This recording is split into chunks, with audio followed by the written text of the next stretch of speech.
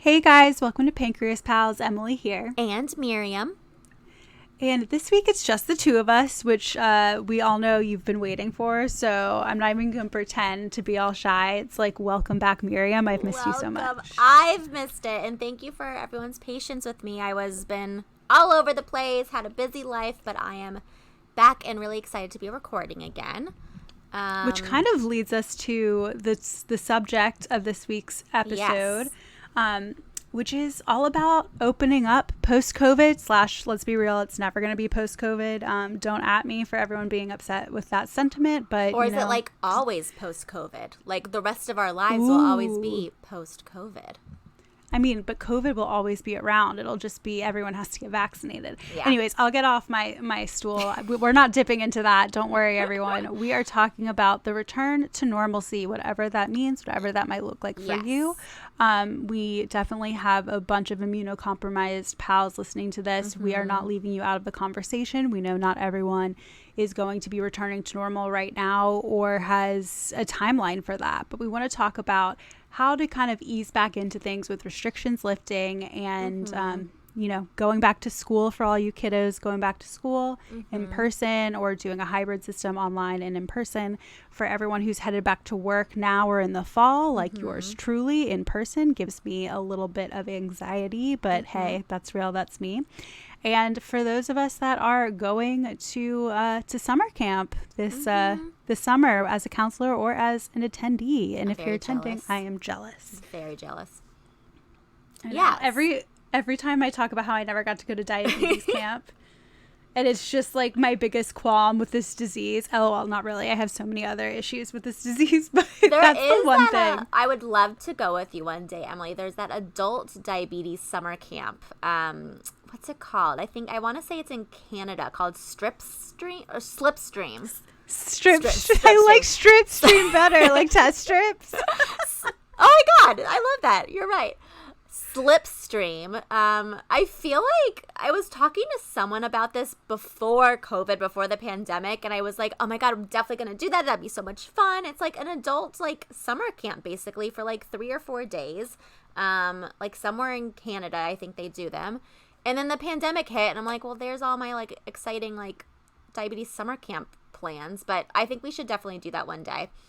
We should. We'll reach out to Slipstream and maybe rebrand you for Pancreas Pals as Stripstream. But that could get a little inappropriate. So all the moms out there that are listening, don't worry. We're talking about test strips. So I don't want to see any angry DMs about this one. No, but I'm coming in hot today. You are, but that would be a fun. First of all, we should do that. But back to the topic of what today's episode is. I think this is very relevant right now because everything's opening up. Like, I don't know about you, but I've seen more people without masks walking around. Granted, we're from New York City, so I think people were wearing masks more than the norm to begin with.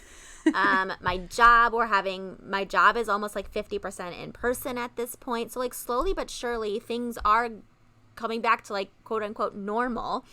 And so diabetes aside, I think just as people, as humans, having lived through this experience together, it can be very anxiety provoking for a lot of people. I think for a lot of people, it's exciting, feels great. It's like the sun is coming out and everything is positive again.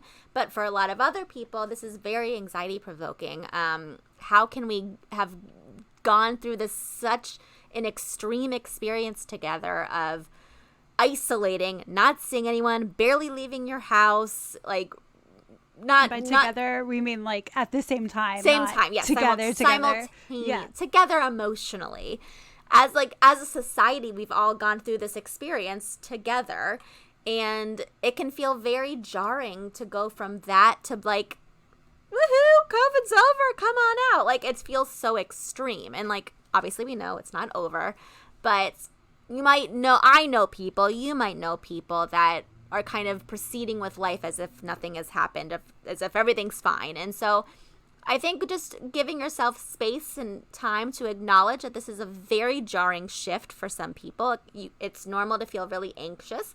It's normal to want to dip your toes in and start slow. And I actually think that's probably the best way to do it, is to not like go crazy, not give yourself a hard time for wanting to like still wear your mask around, I think it's appropriate to say, I'm going to start small. I'm going to start with really small group gatherings with people I trust. I'm still going to avoid, I don't know, movie theaters, whatever it is that makes you feel uncomfortable. It's honestly tragic because I loved going to the movies. And anyone who's from the tri-state area knows, or probably California too, knows how expensive movies are. So it was always such a treat. Like, my boyfriend and I would hit up a movie maybe like once a month or once every other month. I mean, by expensive, I mean it's almost like $20 a ticket, or at least it was before the pandemic. We could afford it. We were just trying to treat it as something bougie, but I miss that so much. Yes. But I think it really, bringing up my boyfriend, I think that something that's interesting, he's a healthy, not that we're all not healthy, but he has no chronic illnesses that we're aware of, knock on wood, but has also been really struggling with the idea of return to normalcy.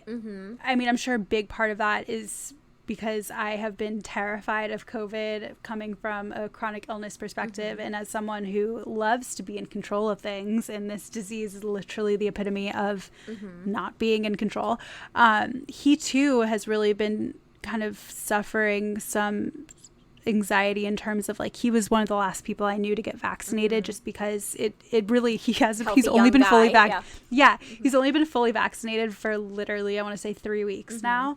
So whereas I've been lucky to have been, the only thing my chronic illness gave me that was positive, aside from all these friends and pals, but it was that early vaccine. So I've been like having a lot easier of a time acclimating, whereas he is now literally, like, just yesterday, like within the past week, he's finally like, I cannot spend another minute. Every time we're indoors, he's like, let's go out, let's go do something. And I'm already like, Matt, I'm gonna be honest with you, I had my really social times before the pandemic. I was going a million like, anyone who ever met me or saw me in New York can attest to how busy and how much of a social life I've always loved to have, and the pandemic really made me slow down, and I've become much more of a homebody, whether that's partly due to anxiety, but also mostly because I've realized I'd much rather be spending my time safely and with people that I love and already want to hang out with, and then, like, going out to bars and things like that, and wasting my time in crowded spaces feeling unsafe and anxious. And I think that if you're, whether you're like me, you're like Matt, or Miriam's been vaccinated since like January, so she's definitely had, and her husband has as well. Thank you for your work, healthcare professionals that you are. We're all at different points in our way back to normalcy and our comfort level, and whether or not you have a chronic illness or a mental health issue, for lack of a better word, it's a change. And even if you don't believe in COVID, that's something that I'm not going to get into, but even if you think that it didn't happen or it's not real, your life was somehow affected by this. 1,000%. Yeah. It happened to all of us, whether or not we actually contracted the virus or anything like that, but we have all been living in this COVID world. So I feel a little bit like watching Matt beginning to leave his apartment, like he was like a Bambi, like learning how to walk for the first time, or like coming out of a cave, like seeing the light for the first time, and he is ready to go, and I'm like already back reading in my bed. Like, that's how I'd like to spend my Saturdays from now on. It's also, I don't know about you, but I've like lost the ability to small talk. Like, I'm like, I like cheese. What do you like? Yeah, like, I've had a couple like social gatherings since things have loosened up a bit. Yeah, I like, if it's always with people I'm like I know well, like we're acquaintances, maybe not close friends, but I know them. I cannot carry on a conversation anymore. It's like really horrifying. They'll be like, oh, how, what are you up to? What's new? I'm like, there's a pandemic. Like, I've got nothing. So this is a weird even if you're ready and excited to be out and about and socializing, like maybe you've lost the ability to, like I have. It's truly a bizarre time. And hopefully I went out to dinner the other Oh, go ahead. I was going to say, hopefully we will not have to experience this again in our lifetime. Like, hopefully we will not have this weird year and change on pause. But that's what we had, and we're all dealing with the side effects of that now. Truly. And I think something that from a diabetes perspective, and this obviously is I can't speak. This is applicable, that's the word I was looking for, to caretakers and loved ones of type 1s and type 2s, anyone with any type of chronic illness. I think that something for me that I've noticed is the ability to be home and like really live on my own schedule, even though I'm still working, if not putting in more hours than I was before COVID times. My blood sugars have been for literally the most part, like the last month aside, have been so much better and so much steadier. And I think that as soon as things started opening up, as soon as I started, going out for drinks again and going on, walking all these distance to meet up with friends, or, getting stressed about seeing a crowd, unmasked people, even though that might be completely fine. It just still I'm like, jarring. Oh my God, I haven't seen people's mouths in so long. They're disgusting, but just kidding. But I think that something that I'm anxious about is how to maintain my blood sugars when I do return to the office this fall. And whether that's, I don't think I'm going to be returning to an office 5 days a week. I think it'll be a different schedule, especially for what I do as a primarily digital editor. It's very, everything I do is online. So there's really not a need for me to go in, but a lot of these companies, I'm sure there are people out there that are in a similar situation where you're required to go in. People live on that kind of collaborative environment, and especially for creative fields, it might not be necessary, but the companies feel that it's needed.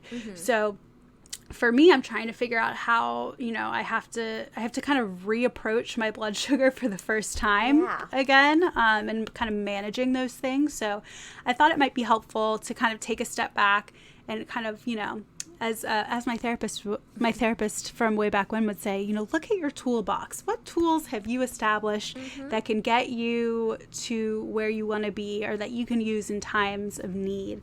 And I'm not just talking about anxiety-wise. I'm talking about blood sugar-wise. Yeah, absolutely. And I think that's a really good point. Like, even so, like, the first time I went out and, like, had dinner with friends, I, like, forgot to bolus beforehand. You know what I mean? It's like I was so distracted by, like, talking. And, like, this is what used to happen a bunch, like, when I was younger and out and about. And, it's Miriam, how long have you had diabetes? I just had 25 years. 25 and change. Oh, my God. Mazel. Happy quarter life. Quarter life failing pancreas. Without your islet cells, or whatever it is. Exactly. But it's funny, like, and that was one of those moments for me, like, oh, eureka, I have to remember how to do this again, how to, like, have diabetes while simultaneously socializing.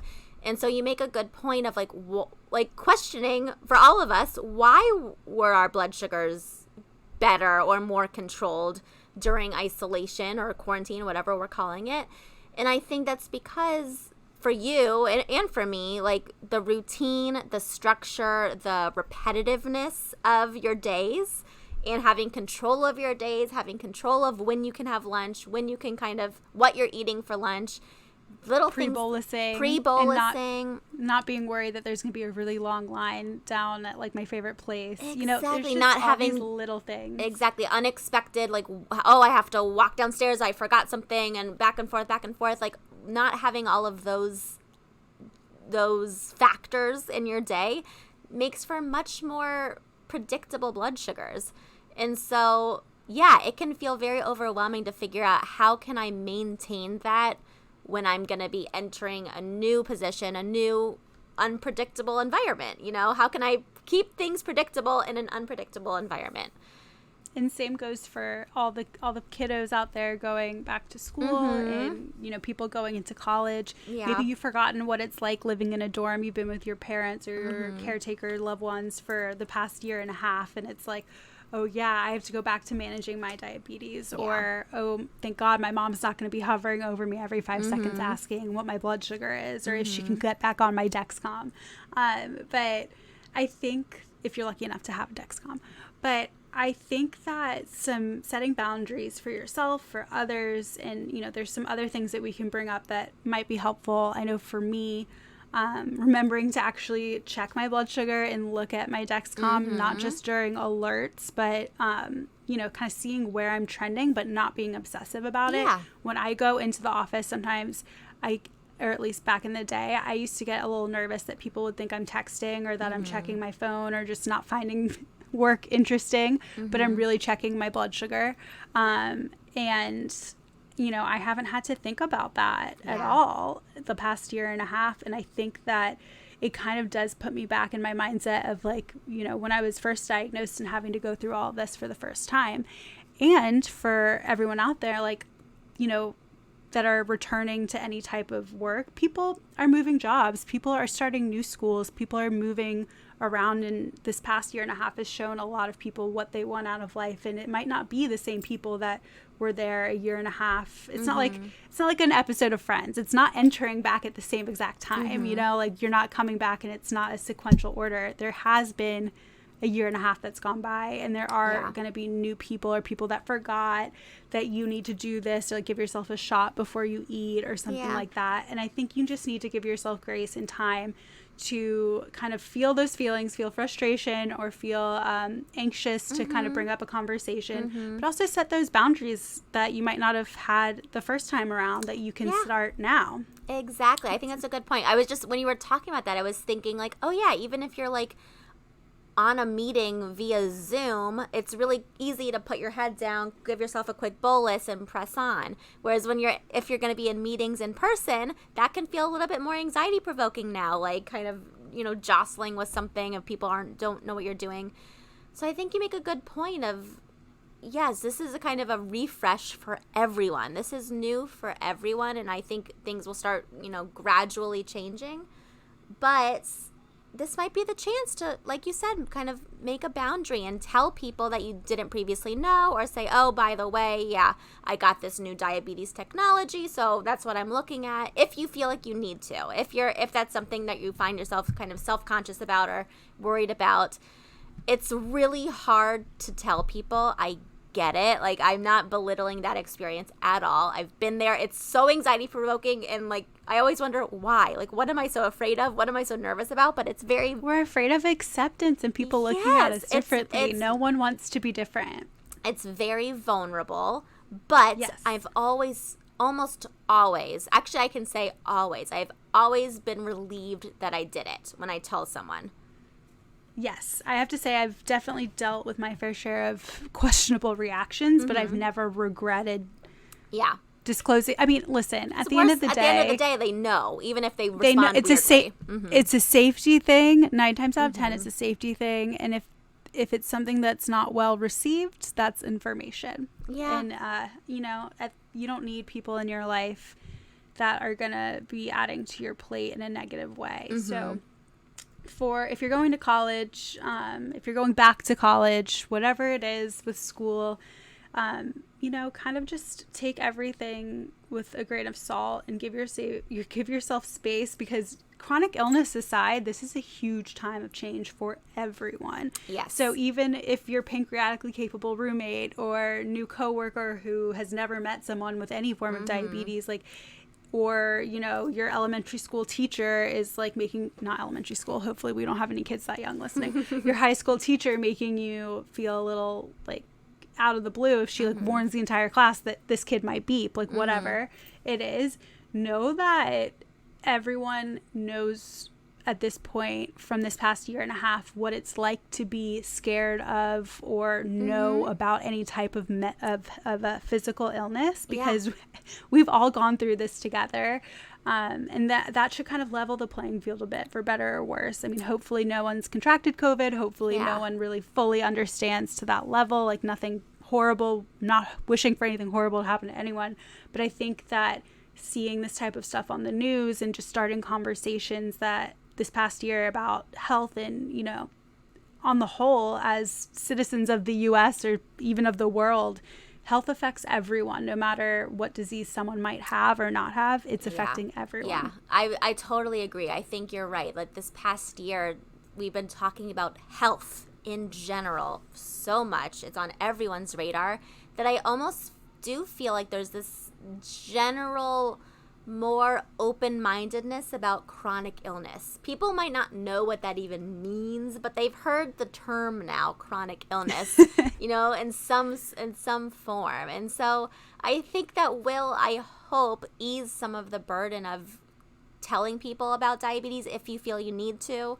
I think I hope people are going to be a little bit more understanding, more respectful, or at the very least, just like a little bit more hands off. Like they're not going to ask too many questions. If you say, oh, right, you know, this is something I have to check for my chronic illness, they'll be, oh, okay, no problem.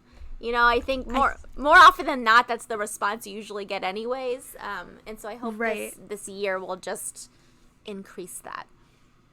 I think I think it was Nicole Buchanan who we had on a few episodes ago. She posted something about like wearing your diabetes tech loud and proud, and I commented on that because I really, up until the past year and a half, right around when COVID hit, I was super self-conscious of wearing my pump anywhere that someone might see.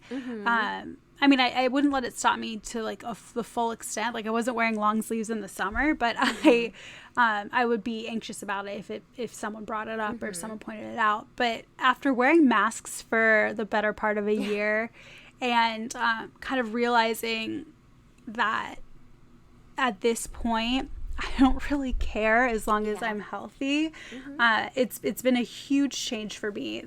A positive that came out of this time is like I have been home, so I don't care what, you know, no one's looking at me, that, and everyone that's around me knows I have diabetes and knows that this pump is a good thing, that my scars and everything, literal scars, denote that I'm trying to take care of my health. So it hasn't even been on my mind at all. And then, you know, now I'm getting back out there, and I just find that I'm bringing that level of nonchalance. I wouldn't even call it confidence. I'm calling it nonchalance, some laissez-faire, if you will, attitude towards the whole thing, because it's like at the end of the day, this past year and a half has been so unbelievably trying emotionally and physically for so many people. Like if my insulin pump is a question, it is not a big deal at this point in my life. Like it is like, yeah, that's my insulin pump. Cool. You're diabetic. Yeah, that's cool. Okay, bye. Like, you know, whatever. Yeah. Like that. So true. You know, and my obviously relationship to like wearing my tech loud and proud has changed over the years as I've gotten older, different life experiences. But recently I was thinking about it. Like the reason I tended to hide it was because of strangers. I didn't want strangers to come up and ask me, oh, what is that? I didn't want to deal with that. But I actually found on the flip side of that, I often felt like, you know, I went through a phase of thinking, I feel like my friends forget that I have diabetes because I do hide it, because I wasn't talking about it with them all the time. And so there was actually, this was pre-COVID, but there was an event where I was wearing my Dexcom on my arm, because that's where I've been liking to wear it the most. I get the best readings, whatever. And so I was wearing it on my arm, and I was wearing this dress with sleeves, and I thought the sleeves were going to cover it, but they didn't. And it was like, wasn't going to like take my Dexcom off. I didn't want to change. And I just kind of had this moment of like, you know what? Whatever. I'm going out to dinner with my friends. They're going to see my Dexcom. What do I care? And one of them said to me in a very nice, was not aggressive, in a very nice way, was like, oh, you normally don't wear that there, right? I've never seen it there. And I was like, oh, yeah, I explained. I was, running out of real estate. I had to move it to my arms, whatever. Retweet. But it was one of those realizations of like, I get frustrated or I insecure thinking that my friends have forgotten I have diabetes. Whereas this is a way to kind of remind them, like, yep, look, I always have it. It's always freaking attached to me. I have diabetes. And it's a very, like, we don't have to discuss it. I just explain, oh, yeah, I ran out of real estate. That was it. But it kind of felt a little bit validating for me to acknowledge, like, oh, they are seeing me now. They are seeing that I'm wearing this, doing this all the time. Right. Because I think we always talk about diabetes as an invisible illness. And I've seen a lot of stuff online lately being like, I hate it when people call it that because it's not invisible. And it's like, yeah, that's fair. But it's invisible. I take that more as like metaphorically invisible because it's not, it is something that we can live with. And a lot of times, people are concerned about curing all these other terminal diseases, which are horrible, and those deserve our attention too, for sure, not negating any of that amazing work. But to me, that's what invisible means, because it's like at the end of the day, we got this COVID vaccine in a year or a little under a year. And that's because this is affecting so many people, and it's horrible, and all, 1,000% so excited to get it and so grateful. But at the same time, diabetes of every kind has been affecting people for hundreds, probably thousands of years, like before, definitely was around at some point.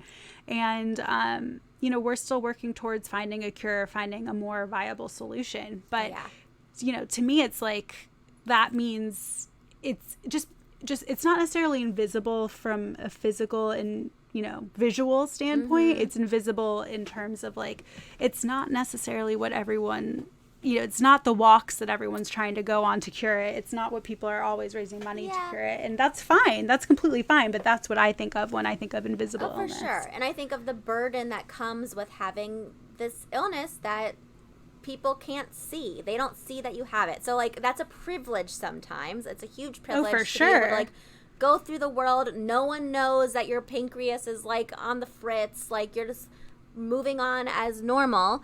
But on the flip side of that, it's also very invalidating at times. And it can feel isolating. It can feel super isolating because you are dealing with this illness. It's completely invisible, so no one sees you going through it. They might not understand the gravity of it because it's like, well, you look fine. You don't look sick. So that is... I hate that. Yeah, so I'm like, you should see me after 2 days of not sleeping. Hit me up then. Like, so somehow wearing your tech or whatever it might be, loud and proud, is a way of making it visible. It's no longer invisible. People can see it. It's just like a gentle reminder to them, like, oh yeah, she has diabetes. Which, sometimes you want, sometimes you don't. So that's why it's like a privilege. You get to decide when you want it to be invisible and not. Right. And this kind of got a little bit off topic, but I think that we can't stop when we get on a tangent.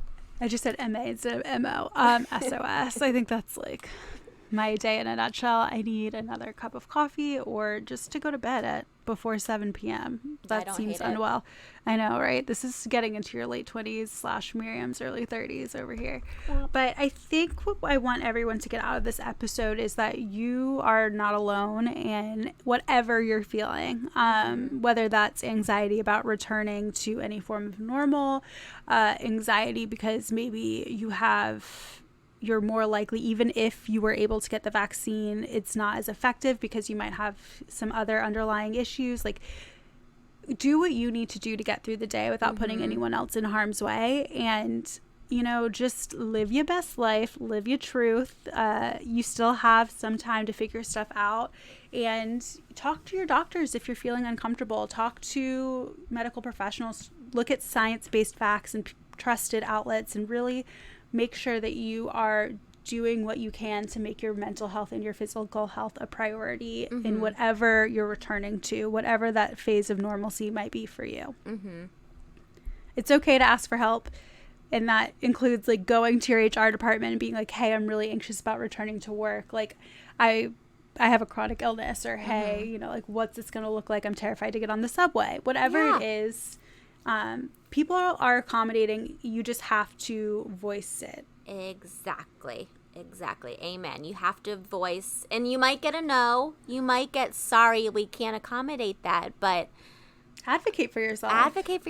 And at the very least, feel like you've tried.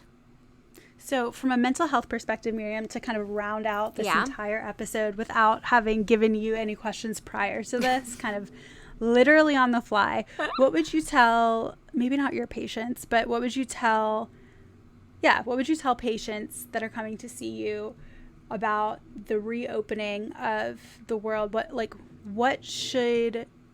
are some indicators that maybe people are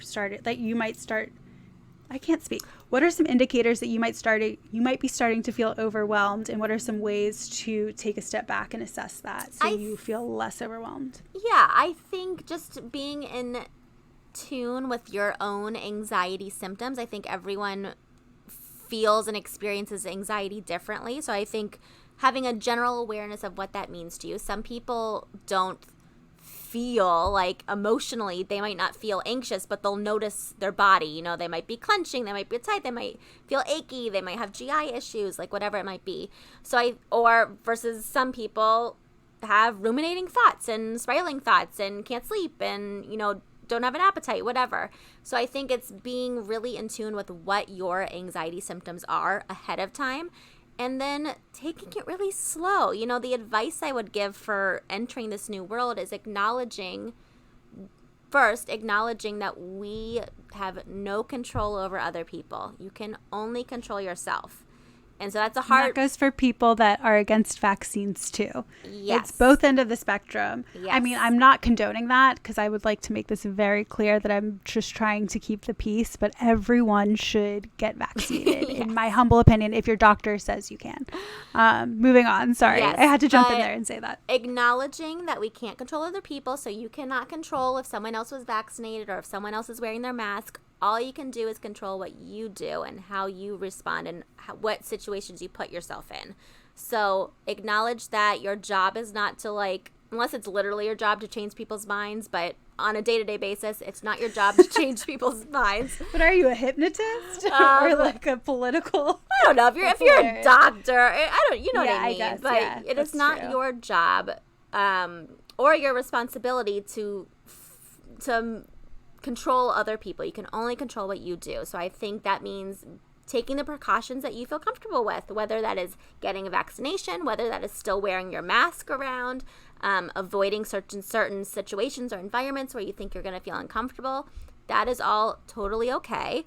And to be expected in this very transitional period as we are transitioning back to normal life. Can't control other people. What is my other thought? And 2, take it slow, like ease into it. You don't need to go like full throttle, like, all right, throw all my masks in the garbage. Let's go to a party. Let's go to a club. Like, no, you can start small. And I'd actually encourage most people to start small. You don't want to have this extremely jarring shift and then, you know, feel anxious afterwards. You know, I think just ease into it.